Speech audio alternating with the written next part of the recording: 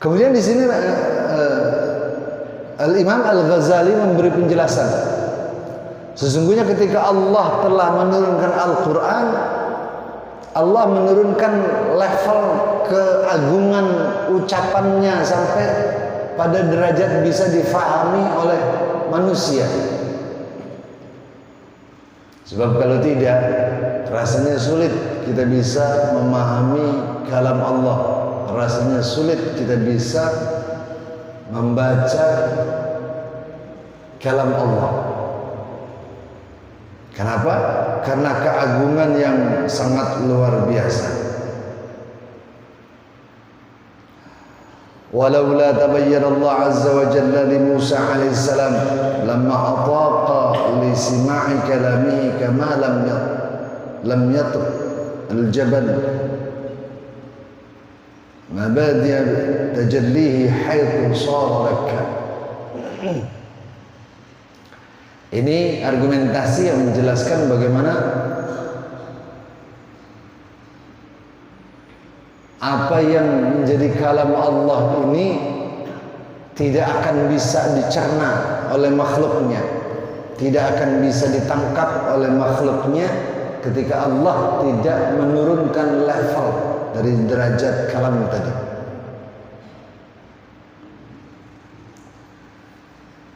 Bagaimana mungkin kita makhluk yang sangat kecil bisa mengkonsumsi atau memahami apa yang menjadi kalam Allah kalau Allah tidak menurunkan level keagungan dari kalamnya tadi. Contohnya begini, kayak kita mau komunikasi dengan burung atau hewan-hewan yang tidak mungkin bisa kita ajak komunikasi dengan bahasa keseharian kita. Atau kita mau komunikasi dengan ayam misalnya, bisa nggak ayam kita ajak ngomong kayak kita ngajak ngomong anak, istri? Ayam makan nih, waktunya makan. Paham nggak ayam? Maka apa yang kita lakukan supaya hewan ini bisa mengerti komunikasi dengan kita? Kita menurunkan level bahasa kita. Kayak mau panen ayam biasanya kita cuma bilang tuk tuk tuk dan seterusnya. Atau kita gunakan bahasa-bahasa yang setidaknya hewan ini bisa mengerti. Nah, kira-kira kalam Allah ketika diturunkan kepada manusia seperti itu. Karena dulu Nabi Musa alaihissalam ketika berkomunikasi langsung kepada Allah, ini baru, padahal komunikasinya Nabi Musa itu dengan Allah ada hijab, ada tirai yang menghalangi antara Allah dengan Nabi Musa. Artinya tidak bertatap langsung, tidak bertatap muka secara langsung. Nabi Musa hanya mendengar suara. Begitu terdengar suaranya, Nabi Musa langsung pingsan. Padahal Nabi Musa ini seorang nabi yang Allah berikan kekuatan luar biasa. Kekuatannya barangkali sangat jauh di atas kita. Nabi Musa yang gagah perkasa seperti ini saja ketika mendengar kalam Allah langsung pingsan. Bagaimana kita? Oleh karenanya Allah turunkan level keagungan dari Al-Quran agar bisa difahami oleh makhluk-makhluknya.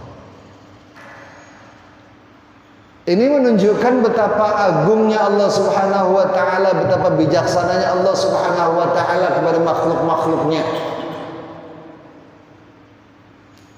Karena dengan demikian kita bisa memahami apa yang menjadi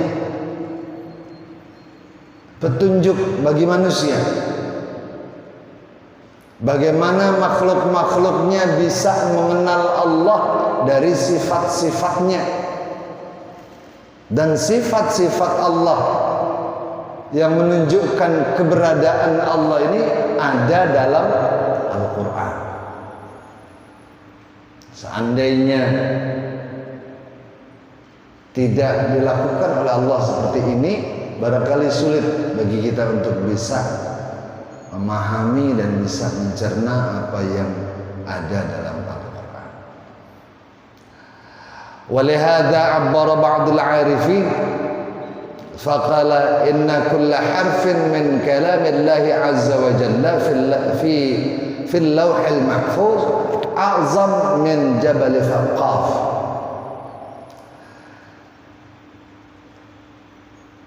Oleh karenanya sekelompok orang-orang arif, sekelompok orang-orang yang sudah sangat mengenal Allah Subhanahu wa taala, mereka berpendapat sesungguhnya dari setiap huruf Al-Quran, dari setiap huruf kalam Allah yang ada di Lauhul Mahfuz itu lebih besar dari gunung Qaf.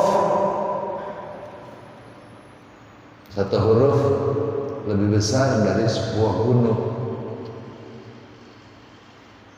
Bahkan katanya, wa innal malaika alaihimussalam law ijtama'at 'ala al-harf al-wahid an yuqilluhu ma ataqu hatta ya'ti Israfil alaihissalam wa huwa malakul lawh fayarfa'uhu fayuqirruhu bi'idhnillahi azza wa jalla wa rahmatihi la biquwwatihi wa taqatihi. Seandainya malaikat itu berkumpul pada sebuah huruf dari kalam Allah dan kemudian mereka diminta untuk memindahkan huruf ini, maka mereka tidak akan mampu memindahkannya. Bayangkan, kalau satu huruf aja diangkat rame-rame sama para malaikat, enggak kuat.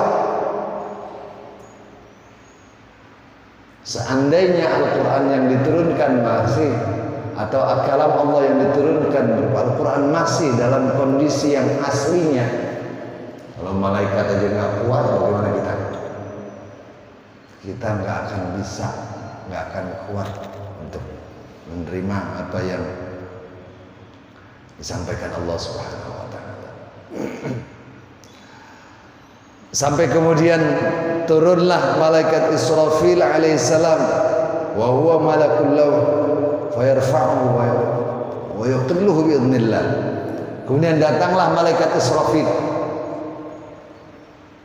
Malaikat Israfil datang kemudian mengangkat dan memindahkan huruf tersebut bukan dengan kekuatannya, bukan dengan kekuatan malaikat Israfil itu sendiri, tetapi dia mengangkat dan memindahkannya dengan kekuatan dari Allah Subhanahu wa taala.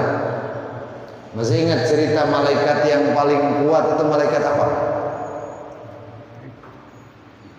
Syekh Abdul Rahman Al-Qadhi ketika bercerita tentang penciptaan malaikat. Malaikat pertama yang Allah ciptakan dan Allah berikan kekuatan lebih dari malaikat lainnya adalah malaikat Israfil. Setelah malaikat Israfil, malaikat Israil. Baru yang ketiga malaikat Jibril. Ini bicara soal kekuatan seperti yang disampaikan oleh Syekh Abdul Rahman Al-Qadhi dalam kitab Daqaiqul Akhbar.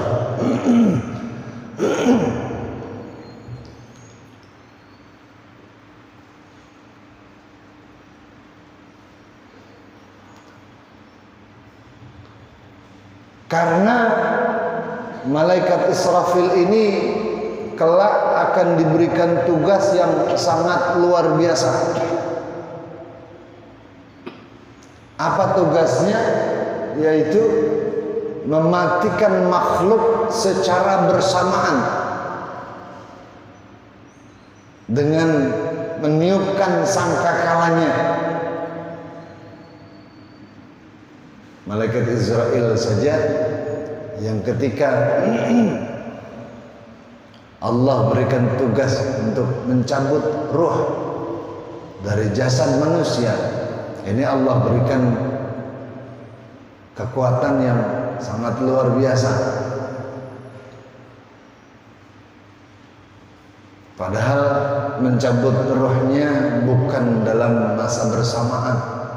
Artinya ya kalau logika awamnya dalam pikiran kita, nyabut ruhnya satu-satu, makhluk per makhluk. Kalau Israfil sekaligus, begitu trompetnya ditiup, maka semua yang namanya makhluk hidup mati. Kemudian tiupan kedua, begitu sangkakalanya ditiupkan, semua yang mati yang kemudian terkena taklif akan hidup kembali. Oleh karenanya malaikat ini dibekali kekuatan yang sangat luar biasa oleh Allah Subhanahu wa taala. Nah, malaikat yang memiliki kekuatan luar biasa inilah yang kemudian para arifin billah menggambarkan baru mampu memindahkan satu huruf Al-Quran,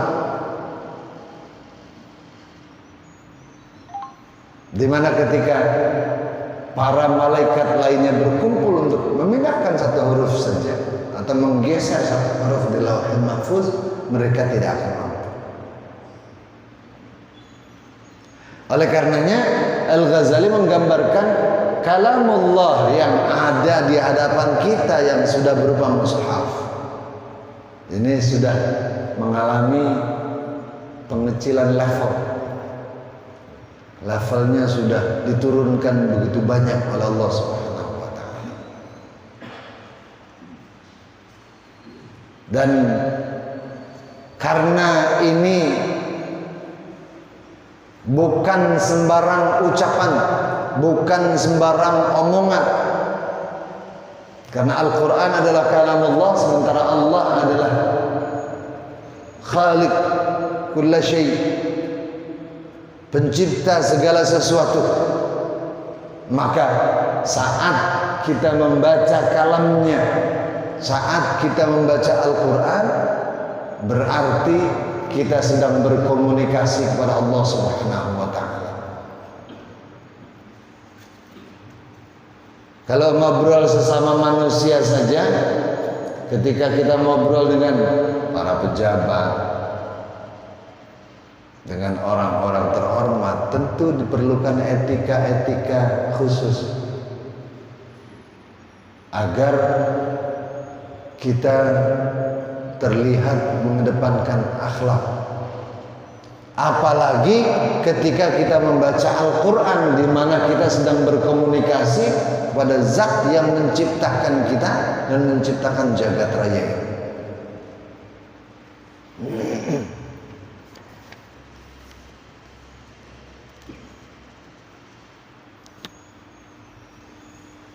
Nah, di sini kemudian para hukama memberikan contoh bagaimana Allah memproses pengecilan yang saya sebut dengan penurunan level derajat keagungan Al-Quran tadi.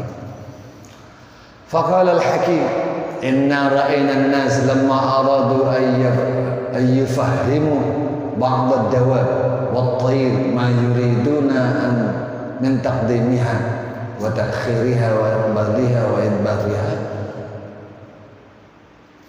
wa ra'aw ad-dawab yaqsuru tamyizuha an fahmi kalamihim sadiq.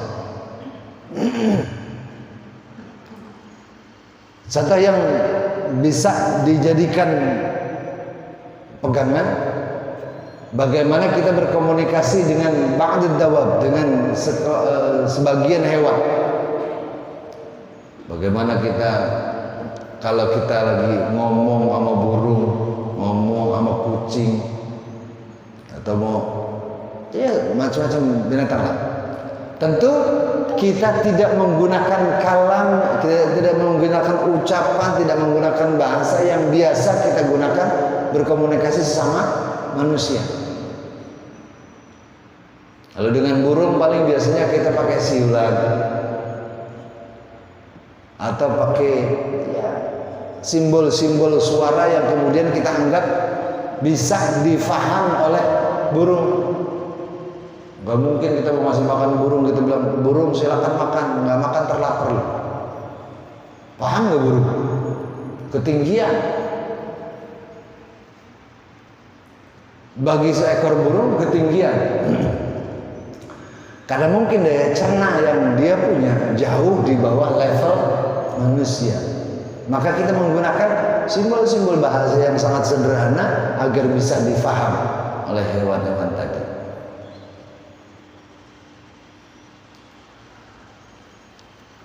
Nah, kemudian bagian kedua at-ta'zim lil mutakallim. Fal qari' 'inda al-bidayah bi tilawatil Qur'an binabghi an yahdura fi qalbi uzmatil mutakallim wa ya'lam anna ma yaqra'u laysa min kalamil bashar. Bagian yang kedua yang harus kita lakukan ketika kita membaca Al-Quran adalah mengagungkan mutakallim, mengagungkan sumber, mengagungkan zat yang kata-katanya atau kalimatnya tertulis dalam Al-Quran. Siapa? Allah Subhanahu wa ta'ala. Maka caranya adalah dengan menghadirkan hati. Artinya apa? Membacanya dengan penuh kekhusyuan, bukan cuma mulut tapi hati juga hadir. Emang apa bedanya? Kalau cuma sekedar membaca, sekedar mengeluarkan suara tanpa dengan kehadiran hati, bisa nggak kita bertadabbur? Bisa nggak kita merenung? Nggak mungkin bisa kita melakukan perenungan tanpa menghadirkan hati. Kayak ketika kita sedang menghayal, maka hayalan itu muncul dari keinginan-keinginan hati. Artinya hadir hati kita. Berbeda dengan saat kita bengong. Kalau bengong pakai hati nggak kita? Biasanya kita lepas. Pikiran kemana, hati kemana. Nah, untuk mengagungkan Allah dalam membaca Al-Quran, kita harus munculkan dalam hati yang mengucapkan kalimat-kalimat Al-Quran ini siapa? Caranya adalah dengan menghadirkan hati kita. Dan kita tahu persis yang kita baca ini bukan ucapan manusia, melainkan ucapan Allah Subhanahu wa ta'ala.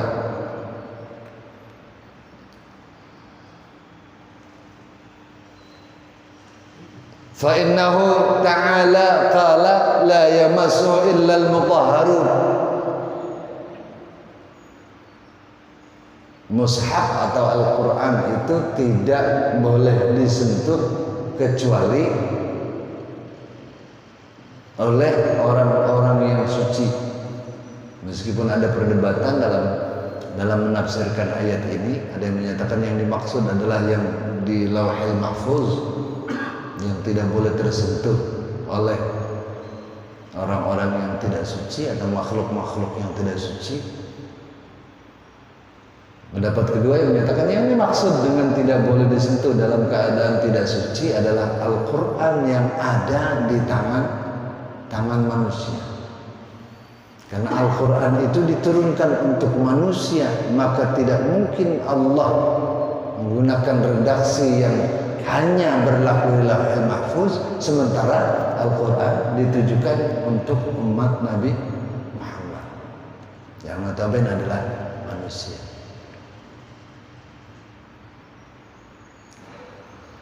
Dan bagian dari mengagungkan ini Allah ajarkan, Allah firmankan kalau menyentuhnya saja sebaiknya dalam keadaan suci.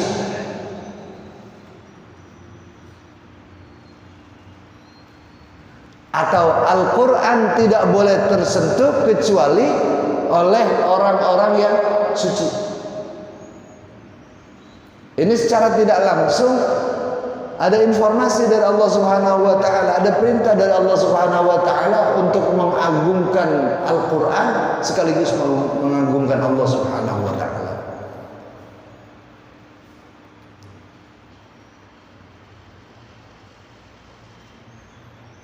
Ini sebetulnya tidak saya baca semua ya. Redaksi dalam kitab ini saya baca bagian-bagian yang saya anggap penting untuk bisa kita fahami alurnya.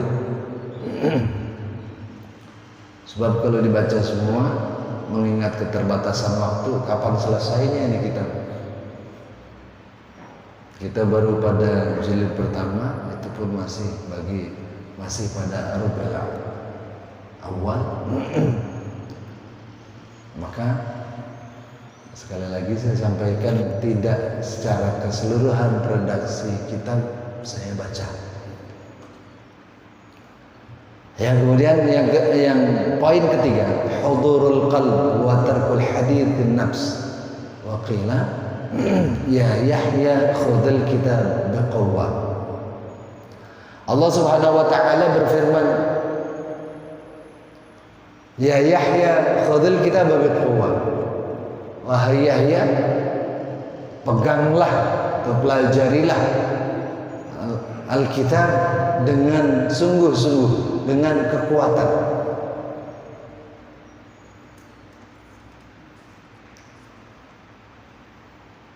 Ini menunjukkan ketika kita hendak mempelajari Al-Quran, hendaknya kita mempelajari dengan keseriusan. Di antara keseriusan yang dimaksud adalah hudurul qalb wa tarku haditsin nafs. Menghadirkan hati dan menghindari ucapan terhadap diri atau pertanyaan terhadap diri sendiri. Saat kita merasa asyik berkomunikasi dengan sesuatu yang kita cintai, terfikir gak dalam benak kita untuk ngomong yang lain? Misalnya ketika seseorang sedang jatuh cinta, saat dia sedang ngobrol dengan orang yang sangat dia cintai, yang lain keingetan gak? Nggak akan keingetan. Kenapa? Karena di hadapannya ada orang yang sangat dia cintai, sehingga menutup ingatannya kepada yang lain. Seharusnya ketika kita membaca Al-Quran seperti itu, hati kita fokus hanya kepada Allah karena kita sedang komunikasi kepada Allah.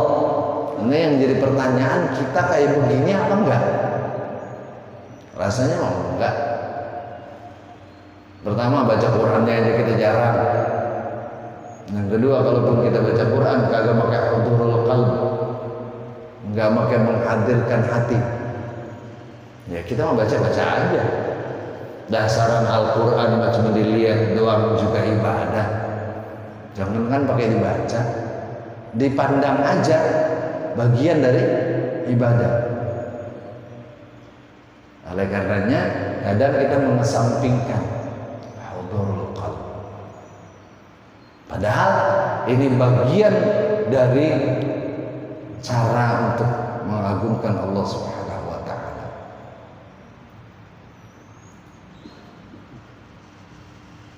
Dan di antara pesan yang terdapat dalam Al-Quran,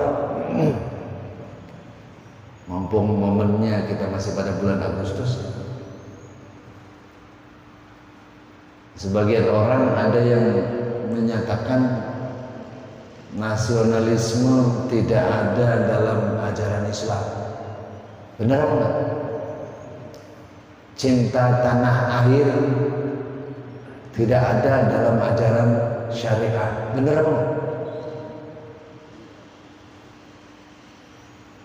Makanya ada dari kelompok-kelompok saudara-saudara kita yang mengharamkan hormat pada bendera. Pernah dengar? Hormat pada bendera hukumnya haram.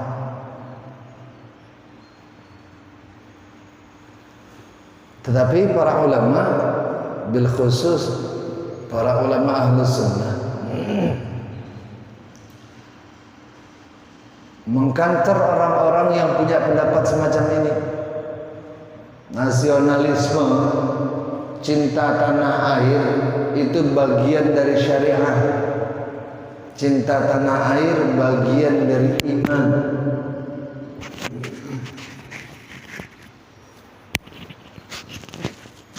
Kenapa mereka mengatakan begitu? Karena ketika Allah Subhanahu wa taala berfirman dalam surat Al-Qasas ayat 85, Innal ladzi farada 'alaikal Qur'an laradduka ila ma'ad. Qul rabbi a'lamu man jaa'a bil huda wa man huwa fi dhalalin mubin. Artinya, sesungguhnya zat yang memfardukan Al-Quran kepadamu, laradduka ila ma'ad, pasti akan memulangkanmu ke tempat kembali. Katakanlah, Tuhanku lebih tahu siapa saja yang datang dengan membawa petunjuk dan siapa saja yang ada dalam kesesatan yang nyata.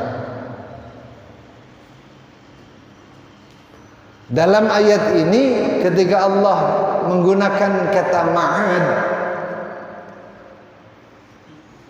ada beberapa pendapat yang menafsirkan kata ini.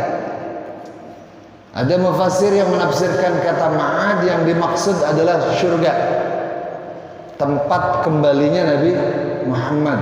Mudah-mudahan kita masuk ke dalamnya. Namun mufassirin lain menyatakan yang dimaksud dengan kata ma'ad adalah tanah kelahiran atau kampung tempat dilahirkannya Nabi Muhammad, atau tempat tinggal, kota tempat tinggal.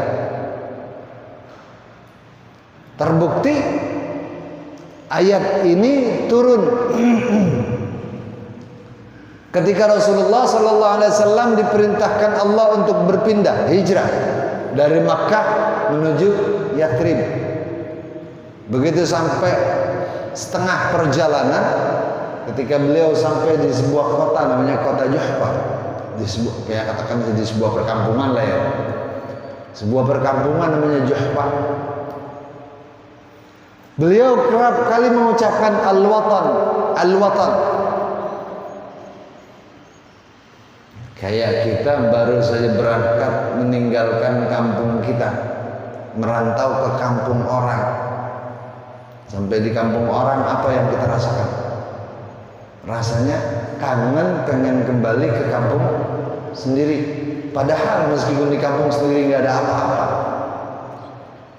Allah takdirkan ada rasa itu, rasa cinta terhadap tanah air kita, kampung kelahiran kita. Fahaqqaqallahu subhanahu wa ta'ala su'lah. Maka kemudian Allah mengimplementasikan apa yang menjadi keinginan Rasulullah sallallahu alaihi wasallam untuk kembali ke kampungnya. Wa fi tafsiril ayat isyara ila anna hubbal watan minal iman. Tafsir ayat ini ada isyarat bahwa cinta tanah air bagian dari iman. Oleh karenanya Sayyidina Umar menambahkan, laula hubbal watan la kharuba baladus su.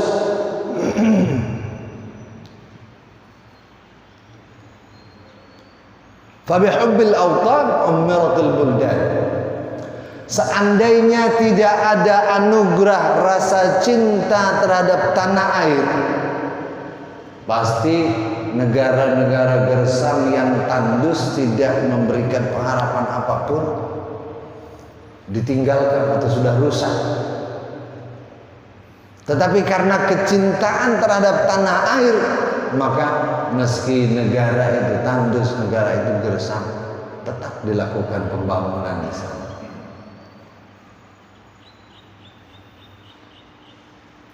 Ini menunjukkan bahwa pendapat yang mengatakan cinta tanah air bukan dari syariat, bagian dari syariat, tidak benar menurut pendapat para ulama.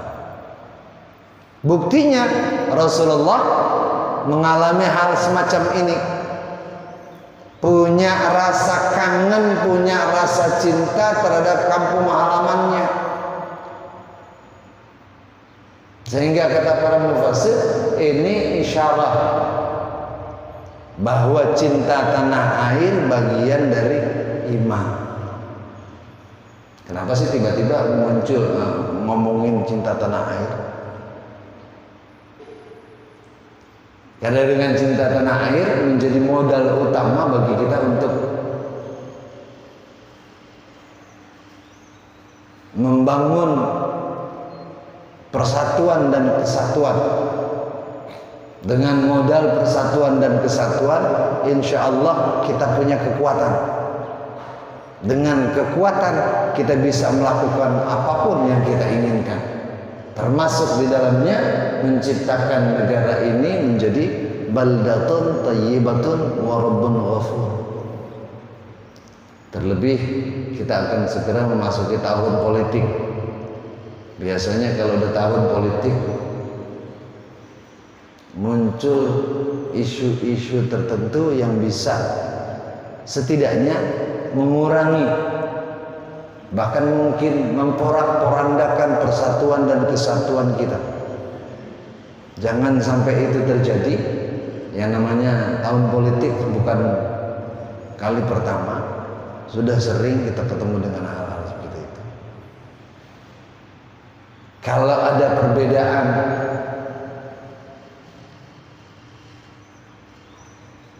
pilihan tokoh-tokoh yang akan dijadikan pemimpin, itu biasa. Karena selera politik orang berbeda-beda.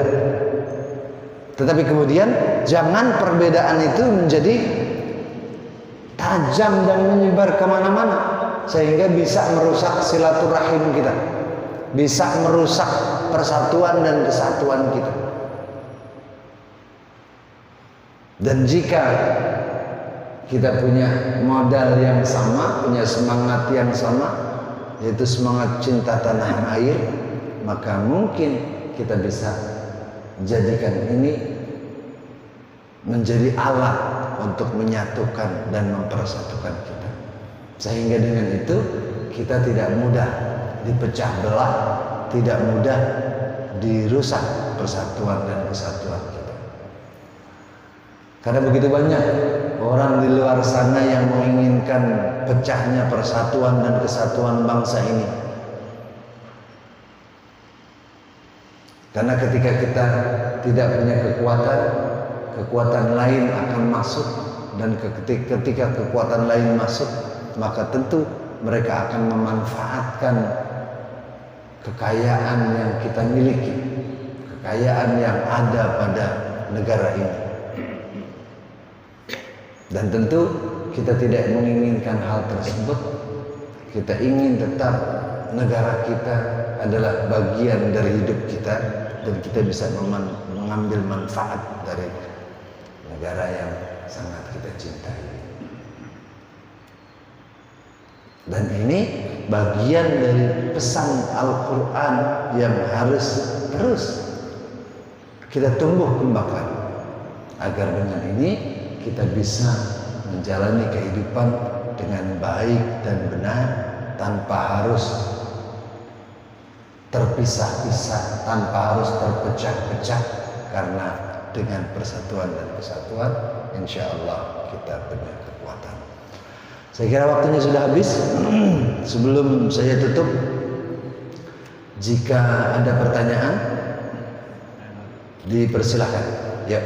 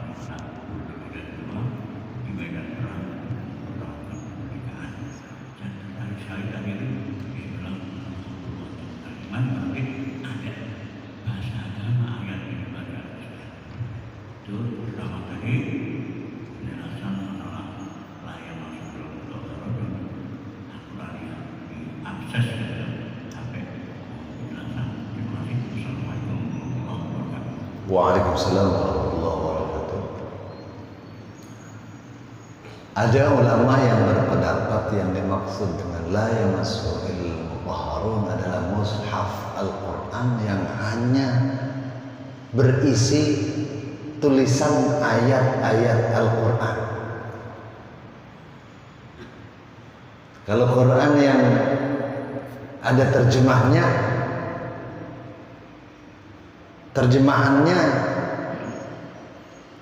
itu mushaf atau bukan?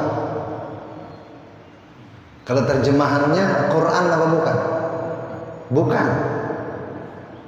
Kalau terjemahannya kita sebut dengan terjemah Al-Quran. Kalau ayat yang dalam lafaz bahasa Arab baru kita sebut Al-Quran.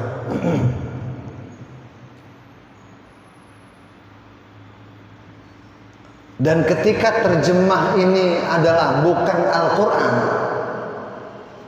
maka Al-Quran yang disandingkan dengan terjemahannya lebih banyak mana hurufnya antara huruf Al-Quran dengan huruf terjemah? Hampir bisa dipastikan lebih banyak huruf terjemahnya. Nah, karena yang dominan adalah huruf terjemahnya bukan huruf Al-Quran, maka saat kita menyentuh Al-Quran yang dengan terjemah tadi, kita niatkan menyentuh terjemahnya, bukan menyentuh Al-Qurannya. Atas dasar ini ada ulama yang menyatakan boleh menyentuh Al-Quran terjemah meskipun tanpa wudhu, karena yang dimaksud bukan menyentuh Al-Quran tetapi menyentuh terjemahnya atau memegang terjemahnya. Nah, kemudian ketika ada aplikasi Al-Quran yang bisa dimasukkan ke dalam HP atau bisa kita download di HP, apakah HP kita itu isinya cuma Quran doang? Kalau isinya cuma Quran doang, nggak ada aplikasi lain, tidak ada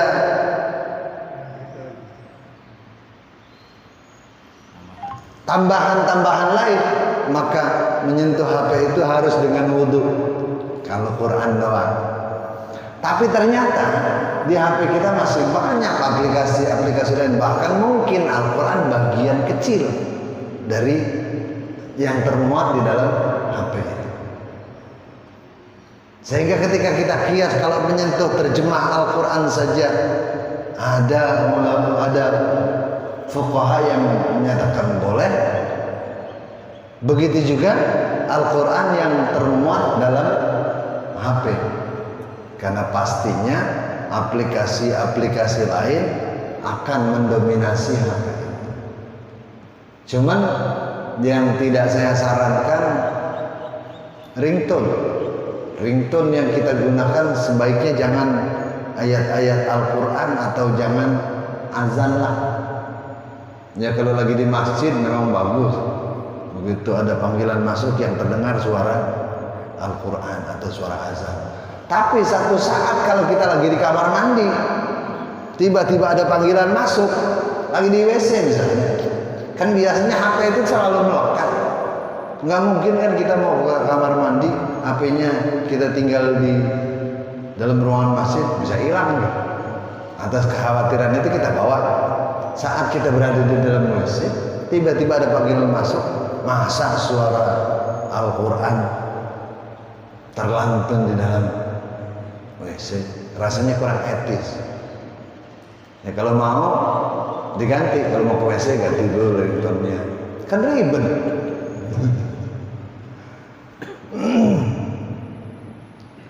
Jadi boleh ya disentuh, karena memang yang mendominasi HP kita itu begitu banyak aplikasi yang apabila kita tinjau dari penggunaan karakter huruf maka akan jauh lebih banyak. Oleh karenanya ini tidak diwajibkan untuk berwudu, meskipun kalau pakai wudu lebih bagus. Sedangkan pertanyaan yang kedua lebih pada komentar ya, bukan pertanyaan. Ada pertanyaan lain? Masalah azan, saya menanya masalah azan. Kalau azan itu kan ditambahin dulu as-sholatu khairun minan naum.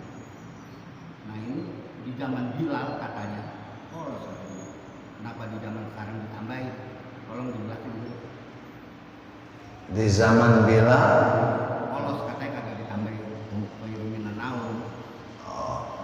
ada riwayat yang menyatakan saat azan subuh Bilal menambahkan kalimat itu.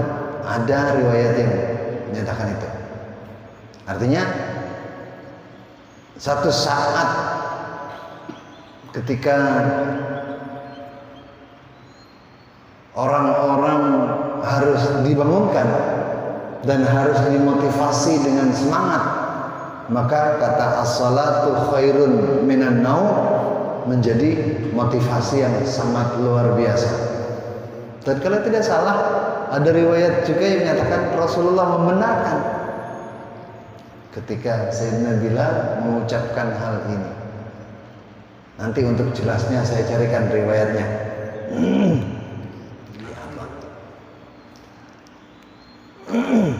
Ada lagi? Udah cukup ya. Mari kita tutup dengan berkirim Fatihah pada orang-orang tua kita yang telah mendahului kita. Kiranya Allah ampuni dosa-dosa mereka, Allah lipat gandakan pahala amal baik mereka, dan akhirnya Allah tempatkan mereka di syurga yang terdekat. Kita yang masih hidup, Allah berikan nikmat panjang umur dalam taat kepada Allah dan Rasulnya. Allah berikan kita kekuatan iman dan Islam. Allah berikan kita taufik dan hidayah. Allah berikan kita rezeki yang banyak untuk bekal ibadah kepada Allah Subhanahu wa taala. Allah jadikan anak cucu kita anak cucu yang salihin, salihat, mutamassikin bi syariatillah wa sunnati nabiyyi. Kelak kita mati, mohon dimatikan dalam husnul khatimah ala hazihi niyyah wa ala kulli niyatin salihah wa ala niyatil qabul wa tamami kulli sur ila hadratir rasul sallallahu alaihi wasallam. شيء لله لهم الفاتحة. أعوذ بالله من الشيطان الرجيم. بسم الله الرحمن الرحيم. الحمد لله رب العالمين الرحمن الرحيم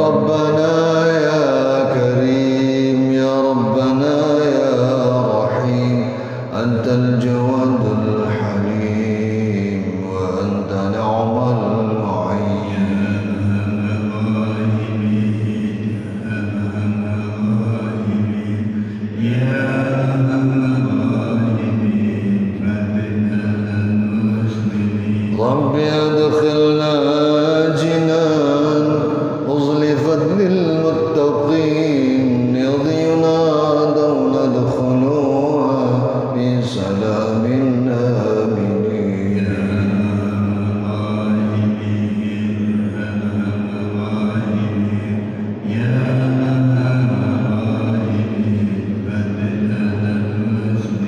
وصلاة الله دوام تبلغ الهادي الأمين وعلى الآل الكرام والصحب والتابعين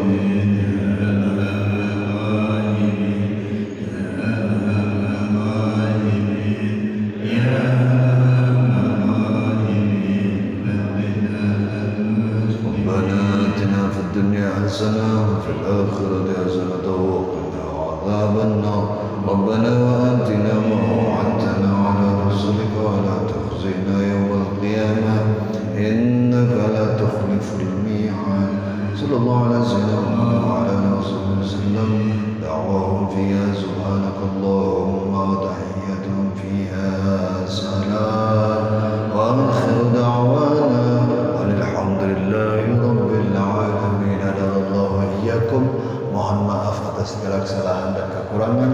Wallahul muwaffiq ila aqwamit thoriq. Wassalamualaikum warahmatullahi wabarakatuh.